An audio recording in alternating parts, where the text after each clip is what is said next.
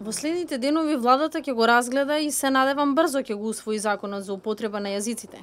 Вице-премиерот за европски прашања Бујар Османи најави дека владата ќе го адресира законот како важно прашање кое е дел од рамковниот договор и планот 369. Османи не очекува обструкција од опозицијата. Мислам дека не, затоа што тие имаа јавен став дека ќе го сменат односот кон албанската заедница, затоа што констатирале во партијата дека имале погрешен пристап. Ние сметаме дека ова е идеална можност да ВМРО го коригира ставот и заеднички со консензус го донесеме законот за јазици. Мислам дека такво чувство имаме добиено од ставовите, јавните ставови на ВМРО.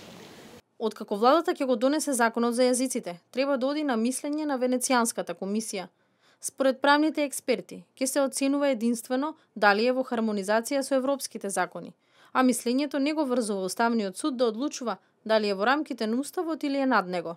Во јавноста неодамна излезе верзија на законот околу која преговарале Заев и Ахмети и спорните елементи во него, како тој за книжните и кованите пари, како и поштенските марки да содржат символи што го представуваат културното наследство на граѓаните што го зборуваат најмалку 20% од граѓаните и неговото писмо. Според професорите од правната сфера, тешко дека овие делови ќе бидат вградени, бидејќи отстапуваат од законот за јазиците, бидејќи националниот идентитет се уредува со друг закон. Премиерот Заев неодамна изјави дека законот ќе биде донесен пред локалните избори. Доколку тоа не се случи во првите 100 дена од новата влада, тогаш опозицијата најави дека ќе поднесе предлог закон за употреба на јазиците до парламентот.